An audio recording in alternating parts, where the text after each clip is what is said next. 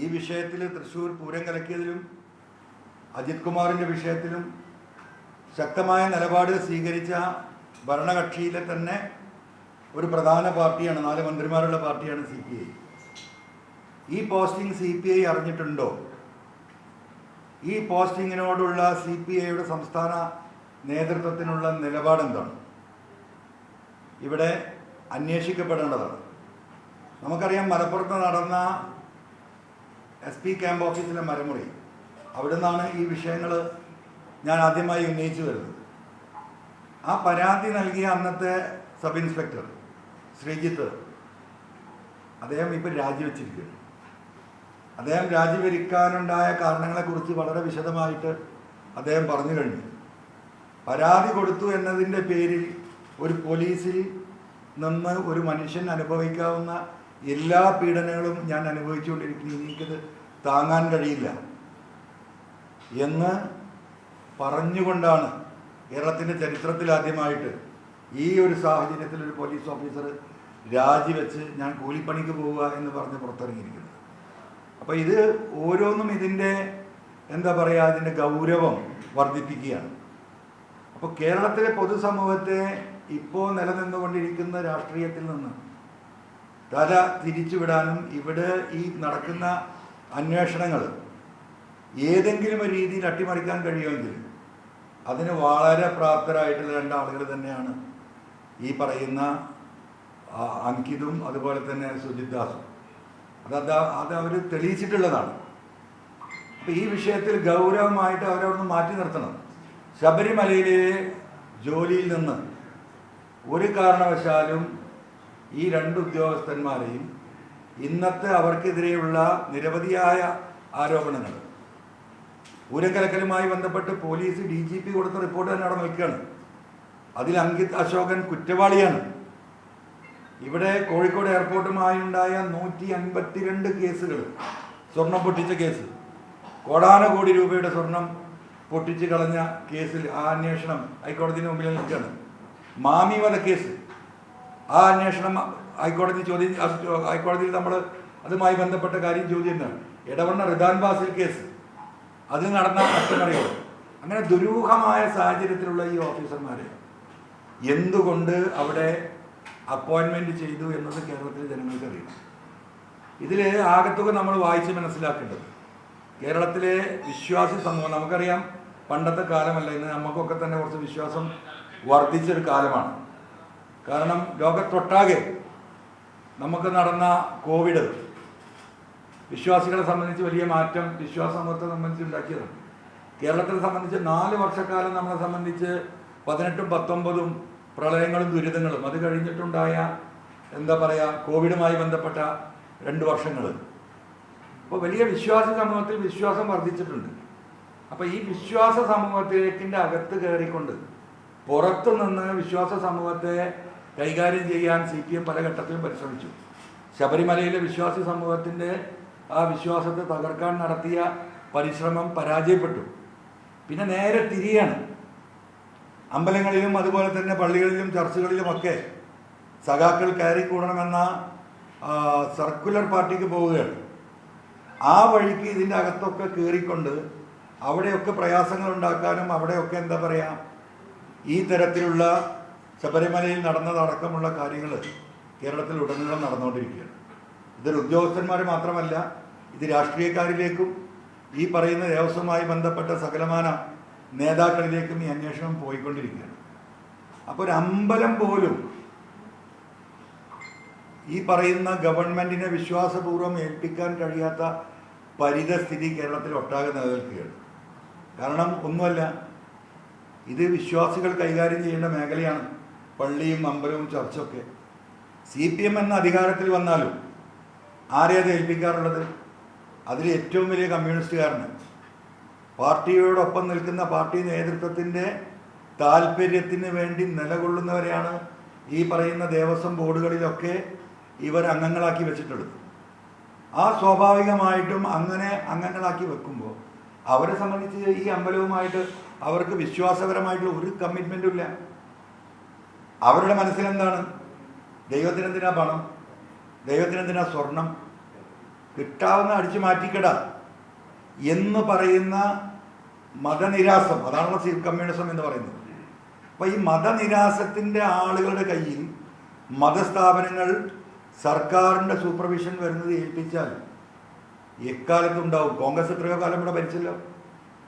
ഏതെങ്കിലും ഒരു കാലത്ത് UDFൻ്റെ കാലഘട്ടത്തിൽ ഇതുപോലെയുള്ള ഒരു ആരോപണം നമ്മൾ ആരെങ്കിലും കേട്ടിട്ടുണ്ടോ? അത് ശ്രീ കെ കരുണാകരനായിരുന്നാലും ശ്രീ AK ആന്റണി ആയിരുന്നാലും ഉമ്മൻചാണ്ടി ആയിരുന്നാലും ദേവസ്വം ഏൽപ്പിക്കുമെന്താവും ആ കോൺഗ്രസിലെ തന്നെ നല്ല വിശ്വാസികളായിട്ടുള്ള ശേഷിയുള്ള ആളുകളെ പിടിച്ചാണ് അതിന് ഉത്തരവാദിത്തം ഏൽപ്പിക്കുക. അപ്പോൾ അവർക്കൊരു ദൈവഭയം ഉണ്ടാവും. അപ്പോൾ ദൈവികമായൊരു കാര്യം കൈകാര്യം ചെയ്യുമ്പോൾ അതിനുള്ളൊരു ആത്മാർത്ഥതയും സത്യസന്ധതയും അവർ പുലർത്തിയിരുന്നു. ഇവിടെയോ ഒരു വിശ്വാസമില്ലാത്ത ഒരു എന്താ പറയുക മതം തന്നെ ഇല്ല എന്ന് വിശ്വസിക്കുന്നവരുടെ കയ്യിൽ, കമ്മ്യൂണിസ്റ്റുകാരുടെ കയ്യിൽ വിശ്വാസി സമൂഹത്തിൻ്റെ ഈ കാര്യങ്ങൾ ഏൽപ്പിച്ചെടുത്താണ് ഈ തകരാറ് മുഴുവൻ സംഭവിച്ചത്. ഇപ്പോൾ നിങ്ങൾ മനസ്സിലാക്കേണ്ടത് എന്താണ് അടിച്ചു മാറ്റിയിരിക്കുന്നത്? കൈ കൊണ്ട് ഭണ്ഡാരത്തിൽ നിന്ന് എടുത്തു കൊണ്ടുപോകാൻ പറ്റുന്നൊക്കെ എടുത്തു കൊണ്ടുപോകുന്നുണ്ടോ? ഇതെല്ലായിടത്തും നടക്കുന്നതാണ്. പക്ഷേ ഇവിടെ നടന്നെന്താ? വാതിൽ കട്ടിൽ ഇളക്കിപ്പോയി. നിങ്ങളൊന്ന് ആലോചിച്ച് നോക്കൂ. ഇതാരെങ്കിലും കണ്ണിൽ പെടാതെ ചെയ്യാൻ പറ്റുന്ന സംഗതിയാണോ? അതിൻ്റെ ഒരു ഡെപ്ത്, ആ കളവിൻ്റെ ഡെപ്ത് മനസ്സിലാക്കേണ്ടത്. വാതിൽപ്പടിയും അടിച്ചു മാറ്റാൻ കഴിയുന്ന സംവിധാനത്തിലേക്ക് ദേവസ്വം മേഖലകൾ, ക്ഷേത്രങ്ങളൊക്കെ മാറിയിട്ടുണ്ടെങ്കിൽ അതിന് മറ്റെന്താ ഉണ്ടാവുക? നിങ്ങൾ കേട്ടാൽ അത്ഭുതപ്പെടും. എൻ്റെ ഒരു സുഹൃത്തുണ്ട് ഹൈദരാബാദിൽ. എല്ലാ വർഷവും ഈ ശബരിമലയിൽ ദർശനം നടത്താൻ വരുന്ന അവിടുത്തെ വലിയൊരു ബിസിനസ്സുകാരനാണ്. അപ്പോൾ അദ്ദേഹം ഒരു മലയാളി എന്ന നിലക്ക് കഴിഞ്ഞ 40 വർഷമായിട്ട് അദ്ദേഹം ഹൈദരാബാദിൽ ബിസിനസ്സാണ്. ഒരു മലയാളി എന്ന നിലക്കും ഈ നാടുമായുള്ള ബന്ധവും ഉള്ള നിലക്ക് അവിടുത്തെ കച്ചവട സമൂഹം അദ്ദേഹത്തിൻ്റെ കെയർ ഓഫിലാണ് സാധാരണ ശബരിമലയിൽ വരുന്നത്. പുള്ളി പറഞ്ഞത് കഴിഞ്ഞ വർഷം 1000-ഓളം ആളുകൾ പുള്ളിയുമായി ബന്ധപ്പെട്ട്, പുള്ളി ബിസിനസ്സായിട്ടല്ല ഒരു സേവനം എന്ന നിലക്ക് അവിടുത്തെ ബിസിനസ് കമ്മ്യൂണിറ്റി വന്നിരിക്കുന്നത് 1000-ഓളം ആളുകളുണ്ട്. പുള്ളി എന്നോട് പറഞ്ഞൊരു കാര്യം, അൻവർ സാറേ, അതിലൊരു 500 പേരെങ്കിലും കാണിക്കയായി മിനിമം 1-2 കോയിൻ ഇടാതെ പോകുന്നവരാരുമില്ല. ഈ ഭണ്ഡാരത്തിൽ ചില്ലറ പൈസ നോട്ടും വിശ്വാസികൾ അർപ്പിക്കുന്ന ഭണ്ഡാരത്തിൽ കോയിനായിട്ടിടുന്നവരാണ്. സ്വർണ്ണ കോയിൻ വല്ല കണക്കുണ്ടോ? അപ്പോൾ പുള്ളി പറയുന്ന 500 കോയിന് വന്നിട്ടുണ്ടെന്നല്ല എനിക്ക് ഉറപ്പിച്ച് പറയാൻ പറ്റുമല്ലോ സാറേ. അപ്പോൾ ഇതെല്ലാം കൂടെ അടിച്ചു മാറ്റാൻ നിങ്ങളൊക്കെ ഇതിലൊന്ന് ഇടപെട്. നമുക്ക് ഏത് പരിധി വരെ ഇടപെടാൻ പറ്റുക? ഇപ്പം ഹൈക്കോടതിയുടെ സൂപ്പർവിഷൻ ഉള്ളത് കൊണ്ട് മാത്രമാണ് ഈ കാര്യങ്ങൾ പോകുന്നത്. അപ്പോൾ ഇവിടുത്തെ ഹൈന്ദവ വിശ്വാസ സമുദായം കൃത്യമായും മനസ്സിലാക്കേണ്ടതാണ്. ഈ രീതിയിൽ സമൂഹത്തിന്, ഹൈന്ദവ സമുദായത്തിന് വിശ്വാസികൾ ആത്മാർപ്പണം നടത്തിയിട്ട് കൊടുക്കുന്നതാണ്. ഈ കോയിൻ കൊണ്ടിടുന്ന വ്യക്തി ചിലപ്പോൾ വലിയ മുതലാളിയായിക്കൊള്ളുന്നില്ല, ഒരു ഇടത്തരക്കാരനായിരിക്കും. അദ്ദേഹം ഒരു മാസത്തിൽ 1000-2000 മാറ്റി വെച്ചിട്ടായിരിക്കും ഒരു വർഷം കൂടുമ്പോൾ 10,000-50,000 രൂപ സ്വരൂപിച്ച് ഇതൊരു സ്വർണ്ണ കോയിനായിട്ട് അയ്യപ്പന് ഇത് ഏൽപ്പിക്കുന്നത്. അതാണ് അടിച്ചു മാറ്റുന്നത്. അപ്പോൾ കൃത്യമായും എനിക്ക് പലപ്പോഴും തോന്നിയിട്ടുണ്ട്, ഇപ്പോൾ BJPയുമായിട്ടുള്ള രാഷ്ട്രീയമായിട്ടുള്ള ഒരുപാട് എതിർപ്പുകൾ നമുക്കുണ്ട്. പക്ഷേ BJPയിലും ഒരു വിശ്വാസ സമൂഹമുണ്ട്. അവരാണെങ്കിൽ പോലും ഈ കോലത്തിൽ ഇത് എന്താ പറയുക അടിച്ചു മാറ്റപ്പെടില്ല എന്ന് നമ്മൾ തോന്നിപ്പോവുകയാണ്. അടിച്ചു മാറ്റാനായിട്ടുള്ളൊരു വിഭാഗം. ഇനി നിങ്ങളിതിൽ മനസ്സിലാക്കേണ്ട ഏറ്റവും ഗൗരവമായിട്ടുള്ള വിഷയം, ഈ പറയുന്ന അങ്കിത് അശോകൻ, ഹരിശങ്കർ, ഇപ്പം നമ്മുടെ DIG, തൃശ്ശൂർ DIG, ഇതായിരുന്നു ഞാൻ പരാതി കൊടുക്കുന്ന സമയത്ത് ടെലികമ്മ്യൂണിക്കേഷൻ്റെ ഹെഡ്. ഫോൺ ചോർത്തലുമായി ബന്ധപ്പെട്ട് അജിത് കുമാറിന് ആവശ്യമായിട്ടുള്ള എല്ലാ പണികളും പോലീസിൻ്റെ ഹെഡ്ക്വാർട്ടേഴ്സിൽ ഇരുന്നത് ഈ ഹരിശങ്കറായിരുന്നു, DIG. അദ്ദേഹത്തെ തൃശ്ശൂരിൽ കൊടുന്ന് അപ്പോയിൻമെൻറ്റ് ചെയ്തിട്ടുണ്ട്. അത് എന്നെ കൈകാര്യം ചെയ്യാനെന്നാണ് അന്ന് പറഞ്ഞിരുന്നത്. എന്തായാലും ഇപ്പം അദ്ദേഹം അവിടെ ഉണ്ട്. പക്ഷേ വിഷയം എന്താണെന്ന് വെച്ചാൽ അദ്ദേഹത്തിൻ്റെ അമ്മായിയപ്പൻ KP ശങ്കർദാസ്, നിങ്ങൾ ശരിക്കും കേട്ടോ, KP ശങ്കർദാസ് 2019 ദേവസ്വത്തിലെ ബോർഡ് അംഗമാണ്. ഇപ്പം ഈ 2019 ഈ സ്വർണം കളവ് പോകുന്നത്. 2019 ഈ ദേവസ്വത്തിലെ അംഗമാണ് ഹരിശങ്കർ IPSൻ്റെ. ഇപ്പോൾ ഈ കാര്യങ്ങൾ കൈകാര്യം ചെയ്തുകൊണ്ടിരിക്കുന്ന ഹരിശങ്കർ IPSൻ്റെ അച്ഛൻ KP ശങ്കർദാസ്. സ്വാഭാവികമായിട്ടും ബോർഡ് മെമ്പർമാരിലേക്ക് അന്വേഷണം പോയിക്കൊണ്ടിരിക്കുകയാണ്. ശങ്കർദാസും ആ കാലഘട്ടത്തിൽ അവിടെ ഉണ്ട്. അപ്പം എന്തുകൊണ്ടാണ് ഈ രീതിയിൽ കാര്യങ്ങൾ പോകുന്നത് എന്നതിൻ്റെ ഒരു ദുസ്സൂചനയായിട്ട് നമുക്കത് മനസ്സിലാക്കാം. ഇപ്പോൾ SIT എത്തിയിരിക്കുന്ന ഘട്ടത്തിൽ നിന്ന് അടുത്ത ഘട്ടത്തിലേക്ക് അവർക്ക് ഇനിയും ഒരുപാട് ഫയലുകൾ കിട്ടാനുണ്ട്, ഒരുപാട് തെളിവുകൾ കിട്ടാനുണ്ട്. ഈ പറയുന്ന സുജിത് ദാസും ശങ്കർദാസും ഈ പറയുന്ന അങ്കിത്തും ഒക്കെ അവിടെ ഡ്യൂട്ടി ഏറ്റെടുക്കുന്നതോട് കൂടിയിട്ട് അയ്യപ്പനെ തന്നെ അടിച്ചു മാറ്റാൻ കഴിയുമോ എന്നുള്ളത് ഇവിടുത്തെ വിശ്വാസ സമൂഹം ആലോചിച്ചിട്ടുണ്ട്. അത്ര ഗൗരവതരമായിട്ടാണ് കാര്യങ്ങൾ പോയിക്കൊണ്ടിരിക്കുന്നത്. ഇപ്പോൾ ഹൈക്കോടതിയിൽ നടന്നുകൊണ്ടിരിക്കുന്ന കേസ്, ഞാൻ കൊടുത്ത പരാതിയിൽ ഈ പറയുന്ന മേൽപ്പറഞ്ഞ വിഷയങ്ങളിലുള്ള കോടതിയിൽ പരിഗണിക്കപ്പെടുന്ന കോടതി കേസ് നടന്നുകൊണ്ടിരിക്കുന്ന വിഷയത്തിൽ കൃത്യമായ വിജിലൻസ് റിപ്പോർട്ടിൽ മരമുറിയുമായി ബന്ധപ്പെട്ട ചില കാര്യങ്ങൾ അതിൽ സൂചനയുണ്ട്. ആ സൂചന പ്രകാരമുള്ള പിന്നീട് അന്വേഷണം നടത്തിയിട്ടില്ല. ഈ മരം ഏറ്റെടുത്തിരുന്ന ലേലത്തിൽ പിടിച്ചിരുന്ന വ്യക്തിയെ സ്റ്റേറ്റ്മെന്റ് അദ്ദേഹത്തെ വിളിച്ച് ചോദ്യം ചെയ്തപ്പോൾ അദ്ദേഹം പറഞ്ഞതാണ്, എവിടെ വെച്ചിട്ടാണ്, മലപ്പുറം SP ഓഫീസാണ് അദ്ദേഹത്തെ സ്റ്റേറ്റ്മെന്റ് എടുക്കുന്നത്. പുള്ളി പറഞ്ഞു, ക്യാമ്പ് ഓഫീസ് 1 കിലോമീറ്റർ അപ്പുറത്താണല്ലോ SP. ഞാൻ അവിടെ വരാം, ഞാൻ മുറിച്ച മരത്തിന്റെ കുറ്റി എനിക്കറിയാം, ആ കുറ്റി ഞാൻ കാണിച്ചു തരാമെന്ന് പറഞ്ഞപ്പോൾ മരം ലേലത്തിലെടുത്ത ആ വ്യക്തിയെ പോലും 1 കിലോമീറ്റർ അപ്പുറത്തുള്ള പോലീസിന്റെ ക്യാമ്പ് ഓഫീസിലേക്ക് കൊണ്ടുപോകാൻ ഈ SIT തയ്യാറായിട്ടില്ല. അയൽവാസികൾ കൊടുത്ത മൊഴിയുണ്ട്. അപ്പോൾ ഒരുപാട് സൂചനകൾ അതിൽ പറയുന്നുണ്ടെങ്കിലും ആ സൂചനകളെയും ആ തെളിവുകളെയും ഒറ്റയടിക്ക് ആ അന്വേഷണം മാറ്റിമറിക്കുന്നത് എങ്ങനെയാണ്? ADGP അജിത് കുമാറിന്റെ സ്റ്റേറ്റ്മെന്റാണ് അത് കഴിഞ്ഞത്. അജിത് കുമാറിന്റെ ഒറ്റ വാചകമാണ്, മരമുറി നടന്നതെല്ലാം ലീഗലായിട്ടാണ്, അതുകൊണ്ട് അതിൽ ഒരു പാരാമീറ്ററും തെറ്റിച്ചിട്ടില്ല, അതിലൊരു കളവും നടത്തിയിട്ടില്ല. അത് SIT അങ്ങോട്ട് വിശ്വസിക്കുകയാണ്. പൊതുവിൽ കിട്ടിയ തെളിവുകളൊന്നും അതിന് പിന്നെ പറയുന്നില്ല. അത്തരത്തിലുള്ള നിരവധിയായ തെളിവുകളുണ്ട്. ഇതിൻ്റെ ഭാഗമായിട്ട് കഴിഞ്ഞ മാസം ഞാൻ വീണ്ടും മലപ്പുറം SHOക്ക് പരാതി നൽകിയതിൻ്റെ കോപ്പി നിങ്ങൾക്ക് നൽകുന്നുണ്ട്. ഒരു നടപടി ഉണ്ടായിട്ടില്ല. അത് കഴിഞ്ഞിട്ട് വീണ്ടും മലപ്പുറം SPക്ക്, ഇപ്പോൾ ഇരിക്കുന്ന SPക്ക് 10 ദിവസം മുമ്പ് ഞാൻ വീണ്ടും പരാതി നൽകി.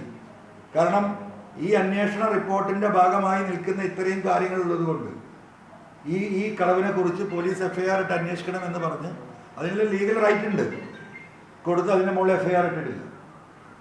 അതുപോലെ തന്നെ സ്വർണ്ണക്കള്ളക്കടത്തുമായി ബന്ധപ്പെട്ട വിഷയങ്ങൾ, ഇതെല്ലാം നമ്മൾ ഇനി ഹൈക്കോടതിയെ ബോധ്യപ്പെടുത്തിക്കൊണ്ട് കൃത്യമായ ഹൈക്കോടതിയുടെ ഇടപെടലുകൾക്ക് ശേഷം താഴെ കോടതികളിൽ, മജിസ്ട്രേറ്റ് കോടതികളിൽ CMP ഫയൽ ചെയ്തുകൊണ്ട് ഈ വിഷയത്തെ നമ്മൾ ഗൗരവമായിട്ട് ഇതിൻ്റെ സത്യം തെളിയുന്നത് വരെയുള്ള ഒരു പോരാട്ടം, നിയമ പോരാട്ടം നടത്താൻ തന്നെയാണ് തീരുമാനിച്ചിട്ടുള്ളത്. അതുകൊണ്ട് ഈ പറയുന്ന പോലീസ് ഉദ്യോഗസ്ഥന്മാരുടെ നിയമനം തീർത്തും ദുരൂഹമാണ്. വിശ്വാസി സമൂഹം ഇതിൽ ഇടപെടണം, പ്രതിപക്ഷം ശക്തമായി ഇതിൽ ഇടപെടണം. അതോടൊപ്പം തന്നെ കേരളത്തിലെ വിശ്വാസ സമൂഹം ഈ വിഷയം ഏറ്റെടുക്കണം. എന്തുകൊണ്ടാണ് BJP മിണ്ടാതിരിക്കുന്നത്? BJPക്ക് അറിയാലോ ഈ കാര്യങ്ങൾ. ആ കേസിൽ ശക്തമായി ഇടപെടുന്നു എന്ന് പറയുന്ന BJP ഈ പറയുന്ന കളങ്കിതരായ ഉദ്യോഗസ്ഥരെ അവിടെ പോസ്റ്റ് ചെയ്തതിനെ കുറിച്ച് BJPയുടെ നേതൃത്വത്തിന് എന്താണ് പറയാനുള്ളത് എന്ന് കേരളത്തിലെ പൊതുസമൂഹത്തിനും വിശ്വാസ സമൂഹത്തിനും അറിയേണ്ടതുണ്ട്. രണ്ടാമത്തെ ഒരു വിഷയം ഇപ്പം നമ്മുടെ SIRമായി ബന്ധപ്പെട്ടതാണ്. ഇപ്പോൾ വളരെ ദുരൂഹമായ സാഹചര്യത്തിൽ ഇപ്പം ബീഹാറിലെ തെരഞ്ഞെടുപ്പ് കഴിഞ്ഞു, നമുക്കറിയാം. അതുമായി ബന്ധപ്പെട്ടുണ്ടായ വിഷയങ്ങൾ, ബഹുമാനപ്പെട്ട രാഹുൽ ഗാന്ധി ഇന്ത്യയിലൊട്ടാകെ നടത്തിയ പ്രചരണ ബോധവൽക്കരണ സമരങ്ങൾ, ഇതൊക്കെ നടക്കുമ്പോൾ ഇതിനെ ശക്തമായി എതിർക്കേണ്ട കേരളത്തിലെ ഇടതുപക്ഷം SIRന് വേണ്ടിയിട്ടുള്ള എല്ലാ വാതിലുകളും തുറന്നിട്ടിരിക്കുകയാണ്. ഈ തെരഞ്ഞെടുപ്പ് സമയത്ത് ഇപ്പം ഇന്നലെ വന്ന വാർത്ത, ആലപ്പുഴയിലെ മുൻ MLA ഷുക്കൂറിന് പോലും വോട്ടില്ല എന്നാണ്. അദ്ദേഹത്തിൻ്റെ സ്റ്റേറ്റ്മെൻറ്റാണ് നമ്മൾ കണ്ടത്. അപ്പം എന്തുകൊണ്ടാണ് ഇന്ത്യയൊട്ടാകെ പ്രതിപക്ഷ കക്ഷികൾ ഇതിനെ ഇറക്കുമ്പോൾ CPM ഇതിനെ സ്വാഗതം ചെയ്യുകയാണ്? പുറത്തെന്താണ് വർത്തമാനമാണ്, SIR ശരിയല്ല, എതിർക്കണം, കോടതിയിൽ പോകണം. അനങ്ങിയിട്ടില്ല. നമ്മളെ തൊട്ടടുത്ത സംസ്ഥാനം തമിഴ്നാട്, മുഖ്യമന്ത്രി തെരുവിലാണ്. പശ്ചിമ ബംഗാൾ മുഖ്യമന്ത്രി മമതാ ബാനർജി തെരുവിലാണ്. അവർ സുപ്രീം കോടതിയിൽ കേസ് ഫയൽ ചെയ്തിരിക്കുന്നു. ഒരു കാരണവശാലും ഞങ്ങൾ നടപ്പിലാക്കില്ല എന്ന് പറയുന്നു. കേരളത്തിലെ ഇപ്പോൾ എല്ലാ ഓഫീസർമാരും ഈ പണിയിലാണ്. ആരാതിന് സൗകര്യം ചെയ്തു കൊടുക്കുന്നത്? ഇവിടെ പഞ്ചായത്ത് തിരഞ്ഞെടുപ്പ് കൂടി നടക്കുകയാണ്. ഈ പഞ്ചായത്ത് തിരഞ്ഞെടുപ്പിന് പ്രാമുഖ്യം നൽകിക്കൊണ്ട് എല്ലാവരും വോട്ട് പിടിക്കാനുള്ള ഈ ഓട്ടത്തിനിടയിൽ വളരെ സുരക്ഷിതമായിട്ട് ഈ കാര്യങ്ങൾ നടത്തുകയാണ്. ഞാനൊരു വർഷമായി പറയുന്നു, BJPയും CPM ലീഡർഷിപ്പുമായിട്ടുള്ള ചങ്ങാത്തം. BJPയെ സംബന്ധിച്ച് നമുക്കറിയാം, കേരളത്തിലെ 10-25ഓളം മണ്ഡലങ്ങളിൽ കഴിഞ്ഞ പാർലമെന്റ് തെരഞ്ഞെടുപ്പിൽ സെക്കൻഡ് വന്നതാണ് BJP. അവിടെ അവർക്ക് ആവശ്യമായ വോട്ടുകൾ ചേർക്കുകയും ആവശ്യമായ വോട്ടുകൾ തള്ളുകയും ചെയ്യുന്ന സംവിധാനത്തിലേക്ക് ഇത് എത്തുമെന്ന കാര്യത്തിന് ഒരു തർക്കവുമില്ല. ഈ ഇരിക്കുന്ന എനിക്കും ഈ കേൾക്കുന്ന നിങ്ങൾക്കും നാളെ വോട്ടുണ്ടാകും എന്ന കാര്യത്തിലും യാതൊരു ഉറപ്പില്ല. കാരണം ബീഹാറിൽ സുപ്രീം കോടതി അടക്കം ഇടപെട്ടിട്ടും ഏകദേശം 25-30 ലക്ഷം ആളുകളുടെ വോട്ടിൻ്റെ കാര്യത്തിൽ ഒരു തീരുമാനം എടുത്തില്ല. കോടതിയിൽ കേസ് നടക്കുകയാണ്. കോടതി പോലും എന്താ പറയുക ഇടപെട്ട് ഇതിനൊരു താൽക്കാലികമായിട്ടുള്ള ഒരു തടസ്സവാദം, ഒരു സ്റ്റേക്ക് പോലും പോകാൻ കഴിയാത്ത വിധം കാര്യങ്ങൾ കേന്ദ്ര ഇലക്ഷൻ കമ്മീഷനും കേന്ദ്ര ഗവൺമെൻറ് മുന്നോട്ട് കൊണ്ടുപോകുന്നു. ഇവിടെ കേരളത്തിൻ്റെ മുഖ്യമന്ത്രി വിദേശ രാജ്യങ്ങളിലാണ്. തമിഴ്നാട്ടിലെ മുഖ്യമന്ത്രിയും പശ്ചിമ ബംഗാളിലെ മുഖ്യമന്ത്രിയും 10,000-കണക്കിന് ജനങ്ങളെ കൂട്ടി തെരുവിലിറങ്ങുകയും കോടതിയിൽ പോവുകയും ചെയ്യുമ്പോൾ SIRനെ ഞങ്ങൾ എതിർക്കുന്നു എന്ന് പറയുന്ന കേരളത്തിൻ്റെ മുഖ്യമന്ത്രി എവിടെ ഒരാഴ്ചയിട്ട് നിങ്ങളാരെയും കണ്ടോ? ഇപ്പം കുറേ അറബികളായിട്ട് നടക്കുക. എന്താ ഈ അറബ് രാജ്യത്ത് കാര്യം? പെട്ടെന്നൊരു അറേബ്യൻ യാത്ര, ഒരു സ്ഥലത്തേക്കല്ല, എല്ലാ രാജ്യത്തും അവിടെ പോയിട്ട് സകലമാന നേതാക്കന്മാരെയും അല്ലാത്തവരെയും അവരെ കണ്ട് അവിടെ ഇങ്ങനെ ചുറ്റിത്തിരിയുക. മുഖ്യമന്ത്രിയെ കാണാനില്ല. അപ്പോൾ ഞാൻ പറഞ്ഞു വരുന്ന രാഷ്ട്രീയം ഇപ്പോൾ SIR കൂടി അവിടെ എത്തിയിരിക്കുകയാണ്. ഇത് കേരളത്തിലെ പൊതുസമൂഹം ഇത് തിരിച്ചറിയണം. കേരളത്തിൻ്റെ മതേതര സ്വഭാവം പരിപൂർണമായും കൈവിട്ടു പോകുന്ന രാഷ്ട്രീയത്തിലേക്ക് ഇവിടുത്തെ സമൂഹത്തെ വഴിതിരിച്ചു കൊണ്ടുപോകുന്നു കേരളത്തിൻ്റെ മുഖ്യമന്ത്രിയും ഗവൺമെൻറ്റും.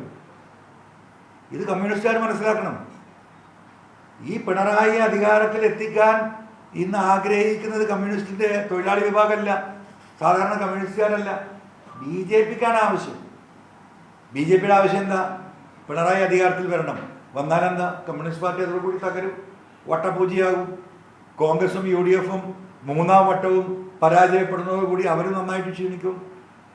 അപ്പോൾ 26 കഴിഞ്ഞ് 31 ആകുമ്പോഴേക്കും അവരുദ്ദേശിച്ച രീതിയിൽ BJPയുടെ ആധിപത്യം കേരളത്തിൽ കൊണ്ടുവരാനുള്ള വളഞ്ഞ വഴി, ആ വളഞ്ഞ വഴിക്കുള്ള എല്ലാ സൗകര്യങ്ങളും ചെയ്തു കൊടുക്കുന്നത് മുഖ്യമന്ത്രിയാണ്. ഇപ്പോൾ വേറൊരു സർവേ നടക്കുന്നുണ്ടല്ലോ, നിങ്ങൾക്കറിയാലോ, നവകേരള സർവേ. പുതിയ കേരളം സൃഷ്ടിക്കാൻ പോവുക. കേരളത്തിൽ അങ്ങോളം ഇങ്ങോളം ഹോർഡിങ്ങൾ എന്താണ്? ലോകം കൊതിക്കും കേരളം. ലോകേ എന്തും പറയാം. ഇവിടെ ആശുപത്രിയിൽ മരുന്നില്ലാതെ ഇന്നും മരിച്ചിട്ടുണ്ട്. കിടക്കാൻ സ്ഥലമില്ല, സർജറിക്കുള്ള സൂചി നൂലുമില്ല. മനുഷ്യന്മാർ ഇവിടെ എന്താ പറയുക, പട്ടിണി കിടന്നൊരു ഭാഗം കഷ്ടപ്പെടുകയാണ്. അപ്പോഴാണ് ലോകം കൊതിക്കുന്ന കേരളം. അപ്പോൾ ഇതിനെപ്പറ്റി പഠിക്കാൻ വേണ്ടിയിട്ട് ഇവിടെ SIR കേന്ദ്രം നടപ്പിലാക്കുമ്പോൾ മൂപ്പര വക CPR. എന്താണ് CPR? നമുക്കറിയാലോ, മരിക്കാൻ നേരത്ത് ഞെക്കി ജീവൻ വെപ്പിക്കൂലേ. അപ്പം SIR നടത്തുമ്പം CPMൻ്റെ വക CPR നടത്തിക്കൊണ്ടിരിക്കുക, പാർട്ടിയെ രക്ഷിക്കാൻ. ഒരു വാർഡിൽ 6 ആൾ. ആരാ ശമ്പളം കൊടുക്കുന്നത്? നമ്മളെ നികുതി പണം ഗവൺമെൻറ്റാണ് കൊടുക്കുന്നത്, ഉദ്യോഗസ്ഥന്മാരല്ല. പാർട്ടി നേതൃത്വം എടുത്ത തീരുമാനം പാർട്ടി സഖാക്കൾക്ക് ഇൻസ്ട്രക്ഷൻ കൊടുത്തിരിക്കുന്നു, സർക്കുലർ പോയിരിക്കുന്നു. ഓരോ വാർഡിൽ നിന്നും 6 സഖാക്കളെ ഇതിനു വേണ്ടിയിട്ട് തയ്യാറാക്കണമെന്ന് പറഞ്ഞിട്ട്. ഇവരാണ് ഈ എന്താ പറയുക മരിക്കാൻ പോകുന്ന പിണറായി ഗവൺമെൻറ്റിന് CPR കൊടുക്കാൻ വേണ്ടിയിട്ട് വിട്ടിരിക്കുന്നത്. ശക്തമായി എതിർക്കണ്ടേ? എങ്ങനെയാണ് പാർട്ടി രാഷ്ട്രീയ പ്രവർത്തകർക്ക് സർക്കാരിൻ്റെ ചെലവിൽ സർവേ നടത്തുന്നത്? പാർട്ടിക്ക് നടത്താം, പാർട്ടിൻ്റെ ചെലവിൽ. അപ്പം ഈ രീതിയിൽ എന്താണോ ഫാസിസ്റ്റ് ഭരണകൂടം ചെയ്തു വരുന്ന അധികാരത്തിലേക്ക് തിരിച്ചു വരാനുള്ള വഴി, ആ വഴി തേടുക. 1600 റുപ്യ ഇപ്പോൾ 2000 ആക്കി പ്രഖ്യാപനം നടത്തി. ഇത് എന്ന് 2500 ആവണം? ഞാനടക്കമുള്ളവർ കേരളത്തിലെ 21 തെരഞ്ഞെടുപ്പിൽ ഈ ഗ്രാമങ്ങൾ മുഴുവൻ ആയിരക്കണക്കിന് യോഗത്തിൽ പോയി പ്രസംഗിച്ചതാണ്. 100 രൂപ വർദ്ധിപ്പിച്ചിട്ട് 2025 ആകുമ്പോൾ 2500 ഓരോ വർഷവും. എന്നാൽ മുൻകാല പ്രാബല്യം കൊടുത്തോ? കൊടുത്തില്ലല്ലോ. എന്താ കൊടുക്കാത്തത്? വാക്ക് പാലിക്കുന്ന ഗവൺമെൻറ് ആണെങ്കിൽ 2500 കൊടുത്താൽ പോരാ, 3000 കൊടുത്താൽ പോലും ഈ കുടുംബങ്ങൾക്ക് ഇവിടെ ജീവിക്കാൻ കഴിയില്ല. അതുപോലെയുള്ള വിലക്കയറ്റും ജീവിത സാഹചര്യങ്ങളാണ്. എന്നിട്ട് അത് വലിയൊരു സംഭവമാക്കുകയാണ്. 1600 ഞങ്ങൾ 2000 ആക്കി. നിങ്ങൾ 2500 കൊടുക്കേണ്ട സമയം കഴിഞ്ഞു. 2021 സാഹചര്യമല്ല. 1 ലിറ്റർ വെളിച്ചെണ്ണ 150 രൂപയ്ക്ക് കിട്ടിയത് ഇന്ന് 400-500 ആണ്. 1 കിലോ പഞ്ചസാര 30 രൂപയ്ക്ക് കിട്ടിയത് 50-60 രൂപയാണ്. അപ്പോൾ ഈ മനുഷ്യർക്ക് ജീവിക്കണമെങ്കിൽ ഏറ്റവും ചുരുങ്ങിയത് 3000 കൊടുക്കേണ്ട ഒരു സാഹചര്യത്തിലാണ് 1600 ഞങ്ങൾ 2000 ആക്കി അറിഞ്ഞത് വീമ്പളക്കുന്നത്. ഇത് ഞാനടക്കമുള്ളവർ കേരളത്തിലെ ജനങ്ങളാണ്. എന്നാൽ ഇതിന് മുമ്പ് കൊടുത്തൂടെ? ഇത് കൊടുക്കൂല. ഇപ്പം എന്താ? തെരഞ്ഞെടുപ്പിന് സമയത്ത് ഇതാരാ പഠിപ്പിച്ചത്? ഇത് BJP പഠിപ്പിച്ചതാണ്. BJP ഇപ്പം ഈ നടന്ന തെരഞ്ഞെടുപ്പുകളിൽ മുഴുവൻ ചെയ്തെന്താ? ഇതുപോലെയുള്ള ഓഫറുകൾ ജനങ്ങൾക്ക് കൊടുക്കുക. അത് BJPക്ക് ചെയ്യാം. എന്നാൽ കമ്മ്യൂണിസ്റ്റ് പാർട്ടിയോ ഈ നാട്ടിലെ പാവപ്പെട്ടവരുടെ ദുരിതം, അവരുടെ കഷ്ടപ്പാട് അത് ചൂഷണം ചെയ്യല്ലത്. എന്നിട്ട് സഖാക്കൾ വീട് മുഴുവൻ കയറി പറയാ, കണ്ടില്ലേ 2000 ആക്കി പിണറായി.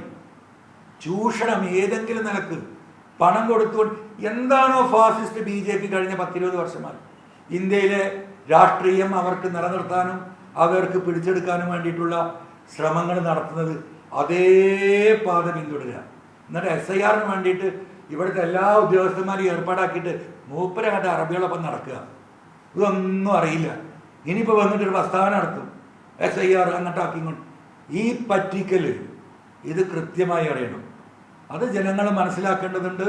ഇത് വരാനിരിക്കുന്ന ഈ തെരഞ്ഞെടുപ്പിൽ ഇവിടുത്തെ വിശ്വാസ സമൂഹം, എനിക്ക് കേരളത്തിലെ ഹൈന്ദവ വിശ്വാസികളായ എൻ്റെ പ്രിയപ്പെട്ട സഹോദരങ്ങളോട് പറയാനുള്ളത്, നിങ്ങൾ നല്ലോണം കാത്തോ നിങ്ങളുടെ അമ്പലങ്ങൾ.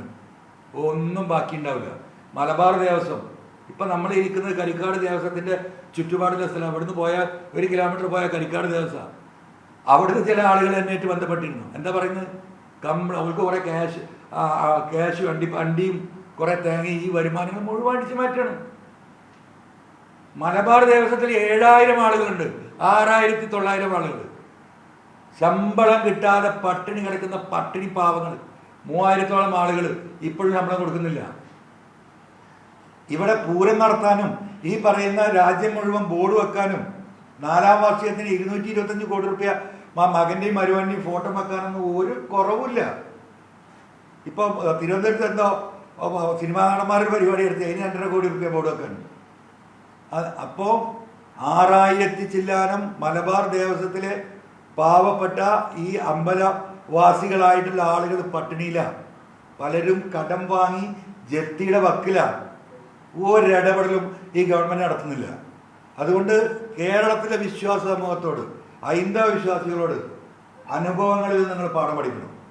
ഈ കള്ളന്മാരുടെ കയ്യിൽ ഇനിയും ഈ ഭരണം ഏൽപ്പിക്കുകയാണെങ്കിൽ അമ്പലം അടക്കം പൊളിച്ചു പോകും.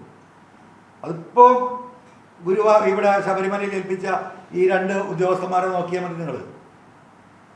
അങ്കിട്ടും അതുപോലെ തന്നെ സുജിത് ദാസും. അതിലേറെ നല്ലത് ദാവൂദ് ഇബ്രാഹിമിനെയും അതുപോലെ തന്നെ എന്താണ് നമ്മളെ മരിച്ചുപോയ വീരപ്പനല്ലേ, വീരപ്പനുണ്ടെങ്കിൽ ഇവരെ രണ്ടാലെയും കാവലും സംവിധാനം ഏൽപ്പിച്ചിട്ടുണ്ടെങ്കിൽ ഇതിലെ ഭാഗമായിട്ട് നടത്തുന്നു. ഇതിലേറെ നല്ല 2 ഉദ്യോഗസ്ഥന്മാരെ കിട്ടാനില്ല. അപ്പോൾ വിശ്വാസി സമൂഹം ശരിക്കും മനസ്സിലാക്കിക്കോ, ഈ അവിശ്വാസികളുടെ കയ്യിൽ നിന്ന് ഈ അമ്പലങ്ങൾ മോചിക്കും. ആരെ പറഞ്ഞിട്ടും കാര്യമില്ല. ഞാൻ ചോദിക്കട്ടെ, ഒരു മുസ്ലിം പള്ളി അതിൻ്റെ മാനേജ്മെൻറ്റ് അവിടുത്തെ ഹൈന്ദവ ഗ്രൂപ്പിനെ ഏൽപ്പിക്കുക, എങ്ങനെ ഉണ്ടാവും? അവർക്ക് എന്ത് കമ്മിറ്റ്മെൻറ്റാണ്? ഒരമ്പലം കമ്മിറ്റി ഒരമ്പലം നടത്താൻ അവിടുത്തെ മാപ്പിളാരെ ഏൽപ്പിക്കുകയാണ്. എന്തായിരിക്കും എൻ്റെ സ്ഥിതി? അവർക്ക് എന്ത് കമ്മിറ്റ്മെൻറ്റാണ് എന്ന് പറഞ്ഞതുപോലെ ഒരു വിശ്വാസവും ഇല്ലാത്ത മതനിരാസം നടത്തുന്ന, മതങ്ങളെ പുച്ഛിക്കുന്ന വിശ്വാസികളെ എന്താ ഒരു നിലക്കും മുഖവിലക്കെടുക്കാത്ത ഒരു വിഭാഗത്തിൻ്റെ കയ്യിൽ കേരളത്തിലെ ഈ വിശ്വാസി സമൂഹത്തിൻ്റെ ഈ അമ്പലങ്ങളും ദേവസ്വവും ഏൽപ്പിച്ചാൽ ഇതല്ല സകല അയ്യപ്പന്മാരെ അടിച്ചു മാറ്റും. എനിക്കതിൽ പറയാനുള്ള ബഹുമാനപ്പെട്ട കോടതി ഇതിൽ ഇടപെടണം. ഇവിടുത്തെ എല്ലാ ദേവസ്വം സ്വത്തുക്കളും പരിശോധനാ വിധേയമാക്കണം. എല്ലായിടത്തും നടന്നുകൊണ്ടിരിക്കുന്നതാണ്. ഇതിൽ നിന്ന്, ഈ അനുഭവത്തിൽ നിന്ന് പാഠം പഠിച്ചുകൊണ്ട് ഇതിനുള്ള ഒരു രാഷ്ട്രീയ പരിഹാരം എന്താണ് എന്ന് സ്വയം വിശ്വാസി സമൂഹം ആലോചിക്കണം എന്ന് തന്നെയാണ് ഈ വിഷയത്തെക്കുറിച്ച് ഇന്നലത്തെ പോസ്റ്റിങ്ങോട് കൂടിയിട്ട് ഞാൻ ഇത്ര വികാരപരമായി ഇത് പറയുന്നതിൻ്റെ കാരണം. കൃത്യമാണ്, പ്രീ പ്ലാൻഡാണ്. ഇതും അട്ടിമറിക്കപ്പെടും, ഒരു തർക്കവുമില്ല. ഈ നാട് മുഴുവൻ കുട്ടിച്ചോറാക്കി, എയർപോർട്ടിലെ സ്വർണം മുഴുവൻ അടിച്ചു മാറ്റി, ഈ കൊള്ളയും കൊള്ളിവെപ്പും മുഴുവൻ ഈ നടത്തി, സകല തോന്നിവാസങ്ങളും നടത്തി, റിദാംബാസിലിനെ കൊന്ന് മാമിയെ തട്ടിക്കൊണ്ടുപോയി, കൃത്യമായ എവിഡൻസുകൾ മുഴുവൻ കൊടുത്തിട്ട് അത് മുഴുവൻ മുഖ്യ ഉദ്യോഗസ്ഥന്മാരും ഇതിൽ പങ്കാളികളായവരെ, പരിപാവനമായ ഈ പറയുന്ന ശബരിമല ക്ഷേത്രം അവരുടെ കയ്യിലേൽപ്പിക്കാനാണ് ഈ ഗവൺമെന്റ് ചെയ്തിട്ടുള്ളതെങ്കിൽ ഇതും ഇതിനപ്പുറവും നടക്കും. ഇതാണ് ഇതിനെക്കുറിച്ച് പറയാനുള്ളത്.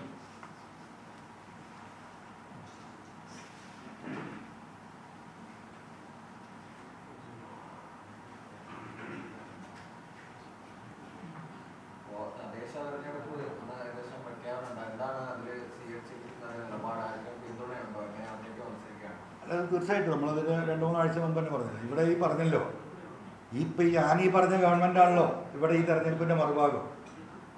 ഈ പിണറായിസത്തിൻ്റെ വക്താക്കളാണ്. അവരെ ഈ സമൂഹത്തിൽ ഈ നാടുണ്ടാവില്ല, ഇവരെ വീണ്ടും ഭരണത്തിൽ അധികാരത്തിലെത്തിയത്. അതിന് ആരൊക്കെ ആയിട്ട് സഹകരിക്കാൻ പറ്റും അവരൊക്കെ ആയിട്ട് സഹകരിക്കുന്ന ഒരു നിലപാട് തന്നെയായിരിക്കും ഈ ത്രിതല തെരഞ്ഞെടുപ്പിൽ ഓൾ ഇന്ത്യ തൃണമൂൽ കോൺഗ്രസിന്റെ നിലപാടതാ. അത് പറഞ്ഞതാണ്.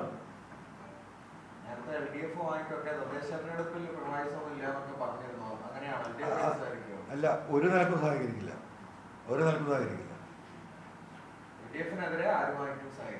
ആരുമായിട്ടും സഹകരിക്കും. ചർച്ചകൾ അനൗദ്യോഗികമായിട്ടും ചെറിയ രീതിയിൽ ഔദ്യോഗികമായിട്ടൊക്കെ നടക്കുന്നുണ്ട്. നല്ല രീതിയിൽ അത് പോകുന്നുണ്ട്. പ്രാദേശികമായിട്ടുള്ള പല പഞ്ചായത്തുകളിലും നമ്മൾ ഏകദേശം ധാരണകളായിട്ടുണ്ട്. ബാക്കിയുള്ളത് ഇപ്പോൾ ഇന്ന് തെരഞ്ഞെടുപ്പ് പ്രഖ്യാപിക്കാൻ പോകല്ലേ, ഈ 2-3 ദിവസത്തിനുള്ളിൽ ബാക്കിയുള്ള കാര്യങ്ങൾ തീരുമാനമാവും. സ്ഥാനാർത്ഥികൾ എല്ലായിടത്തും ഉണ്ട്. നമുക്ക് ഒരു ധാരണ വരുമ്പോൾ ഏതൊക്കെ തദ്ദേശ സ്ഥാപനങ്ങളിൽ അവർക്ക് വിട്ടുവീഴ്ച ചെയ്യാൻ കഴിയുമെന്നുള്ളതൊക്കെ ഇതിൽ വിഷയങ്ങളുണ്ട്. അപ്പോൾ എണ്ണം നമുക്ക് ഇപ്പം അങ്ങനെ പറയാൻ കഴിയില്ല. എന്തായാലും ആത്യന്തികമായിട്ട് നമ്മൾ നമ്മുടെ ലക്ഷ്യം അത് പൂർത്തീകരിക്കുക. ഞങ്ങളിതിലൊരു ലാഭക്കച്ചവടത്തിന് ഇറങ്ങിയതല്ല. ഞാനും വലിയ നഷ്ടം ഏറ്റെടുത്ത് ഇപ്പോഴും നിരവധിയായ ഭീഷണികളും പ്രതിസന്ധികളും ഒക്കെ തരണം ചെയ്ത് തന്നെ പോകുന്നത്. എൻ്റെ കൂടെ വന്നവരും അത്തരത്തിൽ തന്നെയാണ്. അപ്പോൾ നമ്മൾ ആത്യന്തികമായിട്ടുള്ള ലക്ഷ്യം ഈ നാടിലെ സമാധാനപരമായ, ഇന്ന് ഈ നാട്ടിൽ നിലനിൽക്കുന്ന മതസൗഹാർദ്ദം നിലനിന്നുകൊണ്ടുള്ള ഒരു കേരളം ഉണ്ടാകണമെന്നാണ്. അത് പിണറായി ഇരിക്കുന്നിടത്തോളം കാലം സാധ്യമല്ല. മറ്റൊരു ഉത്തരേന്ത്യൻ സംസ്ഥാനമായി കേരളം മാറും എന്ന തിരിച്ചറിവ് ഞങ്ങളുടെ എല്ലാ പ്രവർത്തകർക്കും ഉണ്ട്. ഞങ്ങൾ പറയുന്ന രാഷ്ട്രീയത്തോട് ഞങ്ങളോട് സഹായിക്കുന്ന ആളുകൾക്കുമുണ്ട്. അപ്പം ഞങ്ങൾ പറഞ്ഞു വരുന്ന, അല്ലെങ്കിൽ ഞാൻ ഉയർത്തിക്കൊണ്ടുവന്ന വിഷയങ്ങൾ ആവർത്തിച്ച് ഇവിടെ തെളിവായിട്ട് വരികയാണ്. അതിനൊരു വോട്ട്, ഈ പറയുന്ന പിണറായിസത്തിൻ്റെ വോട്ട്, ഒരു വോട്ട് പോലും അതിൽ ചോരാതെ UDF-നോടൊപ്പം എത്തിച്ച് പിണറായിസത്തിൻ്റെ വക്താക്കളെ, ഞാൻ ഇടതുപക്ഷത്തെ ഒരിക്കലും അടച്ചാക്ഷേപിക്കുന്നില്ല, സഖാക്കളെ ഒരു ഘട്ടത്തിൽ ഞാൻ അടച്ചാക്ഷേപിച്ചിട്ടില്ല, ഒരു സംഘമാണിത്. അത് പിണറായി എന്ന് പറയുന്ന വ്യക്തിയുടെ വ്യക്തി താല്പര്യവും അവരുടെ സ്വാർത്ഥ താല്പര്യവുമാണ്. അതിനെ ഒരു കമ്മ്യൂണിസ്റ്റ് പ്രസ്ഥാനത്തെയും ഇടതുപക്ഷ പ്രസ്ഥാനത്തെയും ഒരു ഗവൺമെന്റിനെയും ഈ പറയുന്ന RSSന്റെ കാൽച്ചുവട്ടിൽ കൊണ്ടേ കൊടുത്ത് അവിടെ എന്താ പറയുക, നമസ്തേ പറഞ്ഞിരുന്ന് അവരെടുത്ത് നിന്ന് കിട്ടുന്ന ഉപ്പും മുളകും വാങ്ങാൻ വേണ്ടി കാത്തിരിക്കുന്നത് ഇടതുപക്ഷത്തിന്റെ തകർച്ച ഈ കേരളത്തിൽ ഉണ്ടാകും. അത് തിരിച്ചറിയുന്ന കമ്മ്യൂണിസ്റ്റുകാരും ഇടതുപക്ഷക്കാരും ഇവിടെ ഉണ്ട്. ഇപ്പോൾ നാഷണൽ എഡ്യൂക്കേഷൻ NEP എവിടെ കത്ത്? നിങ്ങളൊക്കെ മറന്നുപോയില്ല. എന്തായിരുന്നു CPI പറഞ്ഞിരുന്നത്? കത്ത് എഴുതണം, അത് പത്രത്തിൽ പ്രസിദ്ധം ചെയ്യണം, അതായിരുന്നു നിലപാട്. അതിൽ മയപ്പെട്ടു. ഇപ്പം ആ കത്തിനെ കുറിച്ച് വല്ലവരും അറിയുന്നുണ്ടോ? ഈ നിമിഷം വരെ കത്ത് എഴുതിയിട്ടുണ്ടല്ലോ, കോടിക്കണക്കിന് ഉറുപ്പിക കിട്ടിയല്ലോ. ഇപ്പോൾ 12,000 കോടി കൊടുത്തല്ലോ ഗവൺമെന്റിന്, കേന്ദ്ര ഗവൺമെന്റ്. ആരെങ്കിലും അറിഞ്ഞോ? അപ്പം ഇവിടെ പെൻഷൻ കൊടുക്കാനും ഇവിടെ ബാക്കിയുള്ള സൗകര്യത്തിനും പണമില്ലാതെ പിണറായി ബുദ്ധിമുട്ടില്ല. BJP ഗവൺമെന്റ് അത് കൊടുക്കും. അതുകൊണ്ട് തന്നെയാണ് ഇപ്പം 2,000, ഇനി തെരഞ്ഞെടുപ്പിന് മുമ്പ് ചിലപ്പോൾ 2,500 പ്രഖ്യാപിക്കും. കാരണം അവർ പ്രഖ്യാപിക്കും പറഞ്ഞാൽ പിണറായിക്ക് എന്താ പ്രഖ്യാപിക്കും, മുടക്ക് കാശ് അവർ കൊടുക്കും. അവരാവശ്യം എന്താ? പിണറായി അധികാരത്തിൽ വരണം. അപ്പം ഈ രീതിയിലാണ് കാര്യങ്ങൾ പോകുന്നത്. അതുകൊണ്ട് തന്നെ ഞങ്ങളെ സംബന്ധിച്ച് ഞങ്ങളുടെ നിലപാട് വളരെ വ്യക്തമാണ്. പിണറായി കേരളത്തിൽ അധികാരത്തിൽ ഇനി വന്നാൽ അത് വലിയ അപകടമാണ്. അതിന് എന്ത് ത്യാഗം ഞങ്ങൾ സഹിക്കും. അത്രേ ആ വിഷയത്തിൽ പറയാനുള്ളൂ. അതെ.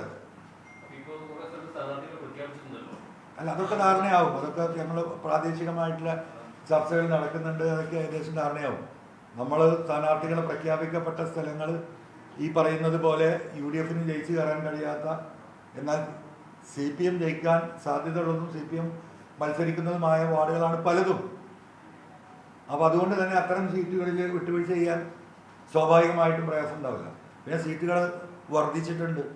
ആ വർദ്ധിച്ച സീറ്റുകളിൽ സ്വാഭാവികമായിട്ടും ഈ മുൻകൂട്ടിയുള്ള ധാരണകളില്ലാത്തതുകൊണ്ട് അവിടെയും പ്രായോഗികമായിട്ട് അത് കുറേയൊക്കെ മാനേജ് ചെയ്യാൻ കഴിയും.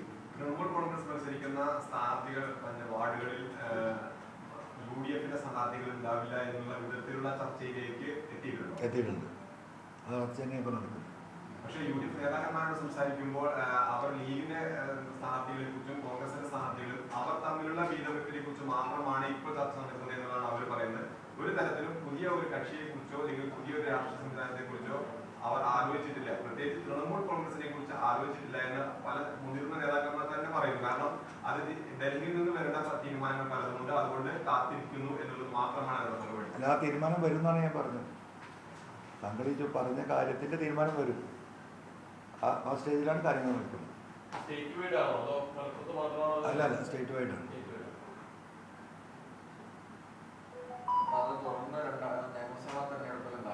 തീർച്ചയായിട്ടും.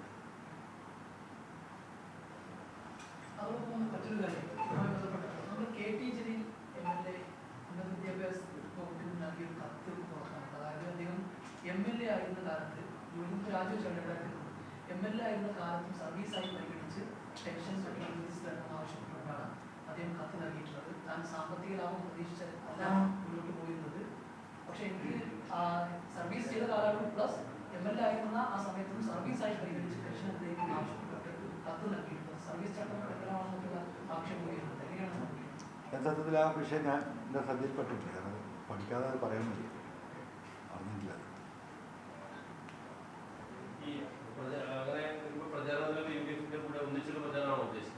അല്ല, തീർച്ചയായിട്ടും അങ്ങനെ തന്നെയാണ് ഉണ്ടാവുക.